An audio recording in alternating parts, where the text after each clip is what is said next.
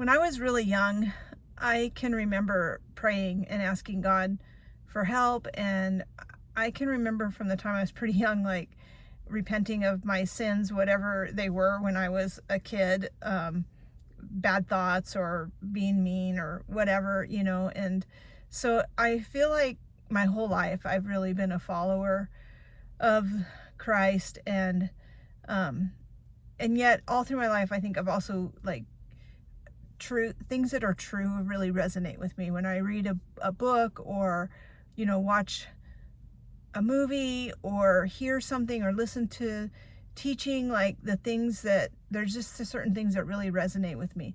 There was a period of time when I was in my 20s and I was first married and started to have my kids. So I think it was just with my oldest two kids, the first maybe 5 years of their life or so. We were part of like these churches that met we met in each other's homes, and we weren't really even a church. We were just some people that we loved fellowship. Like we loved talking about the things of God and scriptures, and it was amazing. And there was all kinds of things that we loved and believed and even taught our kids. Like one thing is that the kids were encouraged to listen to what God was telling them, what God was speaking to them, and to share that with us. We were all encouraged to, sometimes we wouldn't even ask each other like how we were. We'd say like, what's God telling you, And it was just this intense time of just this really deep fellowship. There was a lot of things that we believed that were kind of against just normal mainline religion, and we weren't afraid to talk about those things. And there were things that we admitted that we didn't know or understand, but we knew for sure at that time. And I think I kind of carried this with me all through my adulthood, even though I went to other churches after that. When everyone kind of moved away and stuff, I just started going to church, different places and looking really for kind of a church home, looking for a place where my kids would feel comfortable. I felt like they needed a little bit more structure, and I wish now, looking back, that I had been able to provide them with a lot more structure. Our family went through a lot. Their dad left. I've had a couple of divorces, a lot of hard things and things that have really pulled at our family, but I feel like God's really been gracious in keeping us together. And for me, I think some of what has kept me together and close to the Lord has been this understanding that outside of the church system, that I could have personal revelation, that I could know Him. And I just didn't know where else to look, for a church. I think I tried for years to feel like I had found people that had similar beliefs, but there just wasn't. That teaching back in the day, that one of the things that really stands out to me now is we really believed that there were apostles and prophets and evangelists and pastors and teachers, and we didn't understand, when we would talk about the church system, that why there's so many pastors and people that are teachers, but where are the apostles? And so there was a lot of, some things like that. There's some other things that just random things that have come back to me, as I started to look into the Church of Jesus Christ of Latter-day Saints, because I met this amazing person that I'm now married to, and just his faith was so solid, and he was just such a solid person. And then I thought about all the friends that I've had through the years that have been members of the church, and I was really scared to look at structured religion, because I had,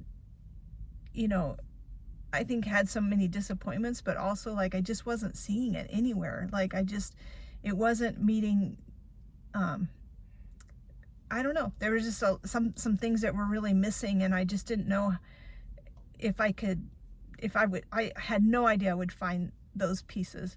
But as I started listening to talks from General Conference, and I found this great YouTube channel called Saints Unscripted, and was able to like look up different questions and there was answers to these questions.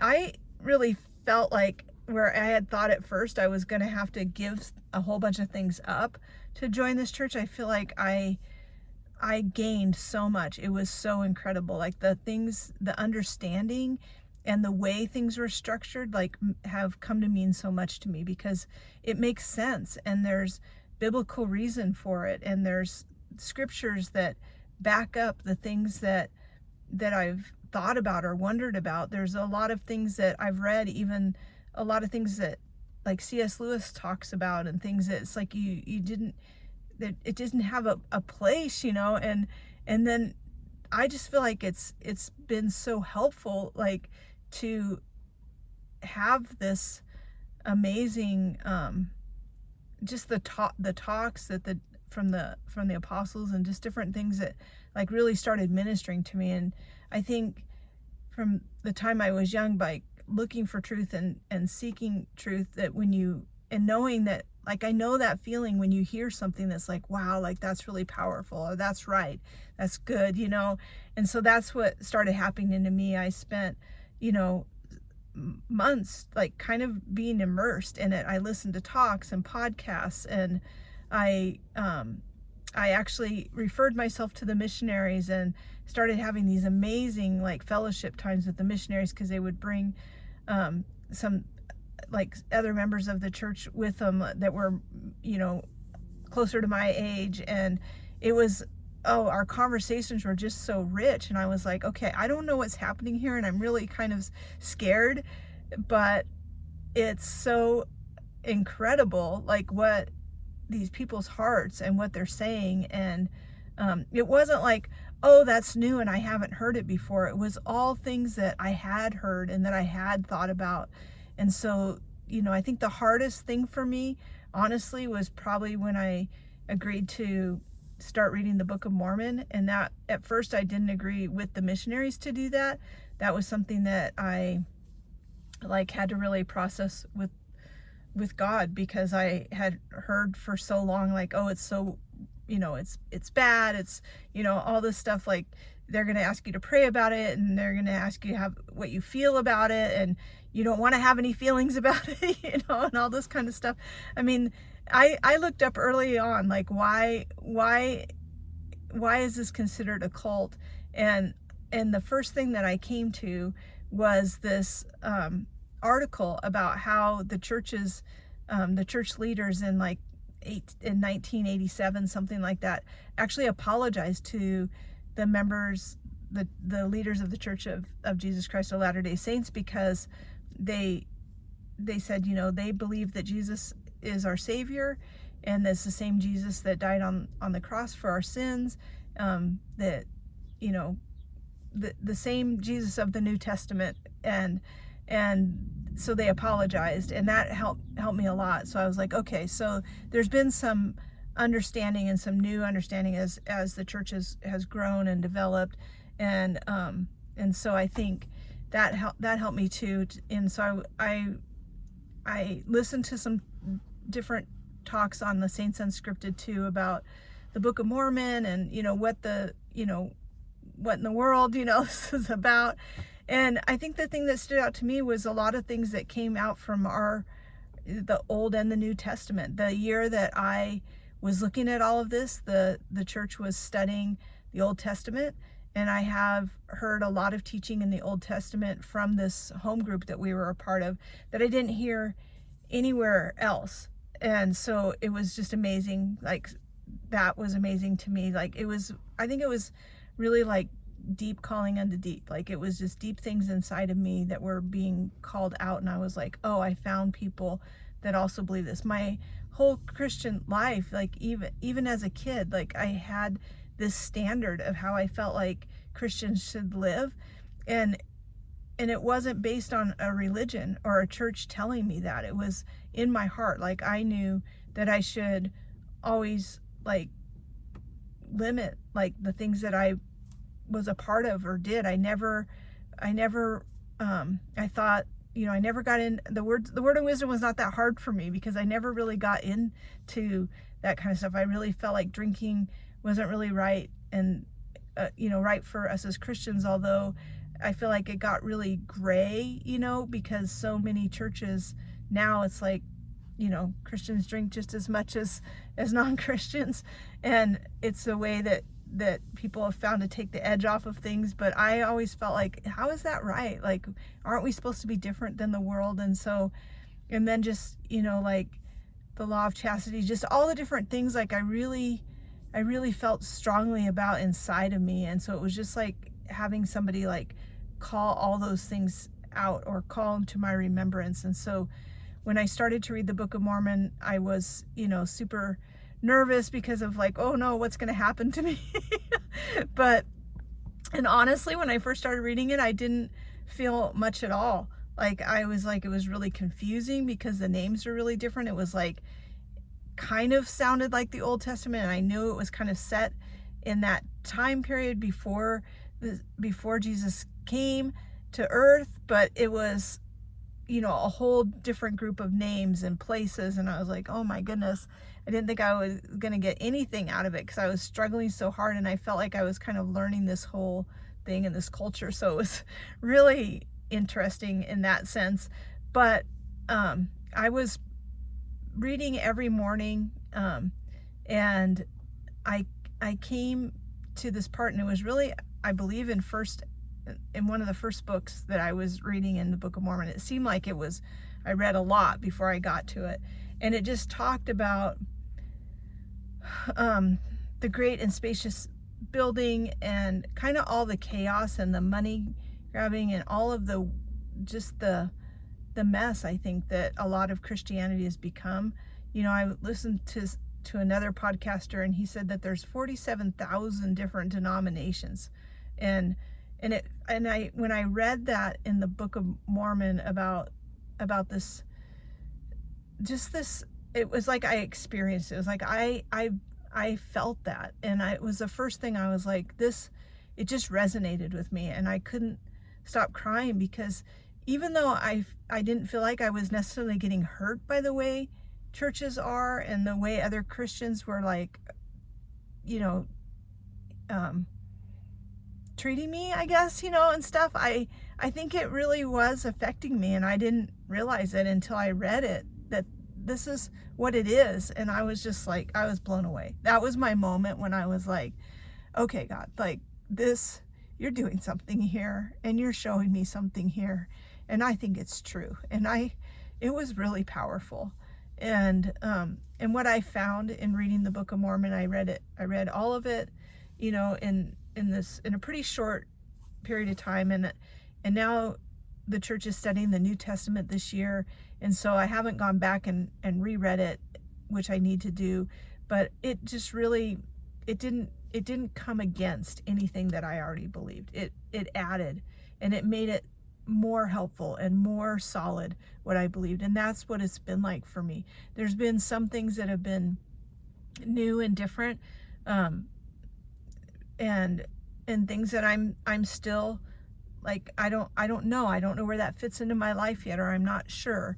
But for the most part, like, every time I come to one of those places, I feel like God just gives me these answers, like that one when I was reading in the Book of Mormon. And then, like, right before I decided to get baptized, I was reading in Mosiah, and I got to chapter 18, where it talks about being baptized, and it talked about to bear his name, and to stand as a witness in all places and all things, and that we would mourn with those who mourn. And that really resonated with me, and I wasn't looking for that. It just happened in my reading, and it just didn't cause, it wasn't a lot of conflict. There was more conflict with, I think, people around me were worried, of course, and they were saying things and giving their warnings, about, really not about me necessarily, or, but, telling me, this is what you're going to believe now, like, this is what's going to happen to you, kind of thing. But I had to really go with where my heart was being led, and I felt like I was able to make the decisions that I needed to make for me. And so I decided, even though I was dating this man that I had met that was a member, he was in a different area, and so I was starting to go to the ward that was in the area that I lived, and I was, developing my own testimony, I guess, and I think I felt like it was really important that I came to a place that this is what I felt led to do, regardless of what happened, if I was going to be with this person or not. And the more I walked forward in it, and the more revelation that was coming to me, and the more things that God was bringing to my mind and speaking to my heart, I felt like, okay, I'm going to go ahead, and I wanted to get baptized before he and I had made any commitment together. And there was no requirement on his end. Like, that was what was really cool too. I didn't feel like, oh, I have to do this to stay with this person. Like, there was this whole other thing that was happening to me outside of that, but was also part of it. Definitely he was part of it. So I got baptized September 2022, and then we got engaged over Thanksgiving weekend that same year, and then we got married in February of 2023 after we had been friends and known each other for about a year. And it's been incredible. And since then, like, there's just been so many things, and those are some of the things like I want to share on this channel, like some of the things that I feel like are really important to consider and to think about. And I think the thing that stood out to me too, like, as I share my testimony, or as I like talk to other members, I think that there's a lot of things that you just take for granted if you grew up knowing.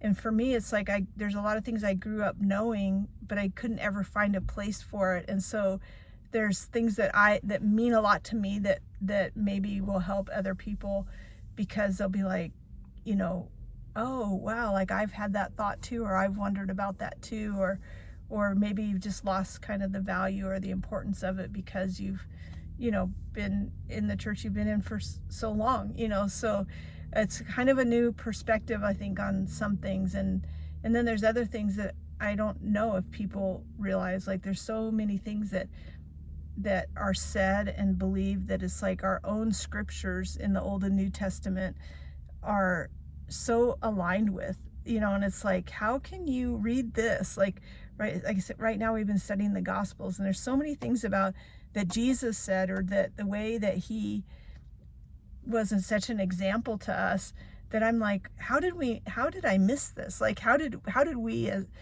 mainstream, Christianity, like, miss this, and are spending all this time fighting about these other things, but yet I felt like I found some people that are, their whole endeavor is to live it out, to live these things out every day in their families and in their community, and throughout the world. And to me, it's like, it's just been such a blessing, and so powerful.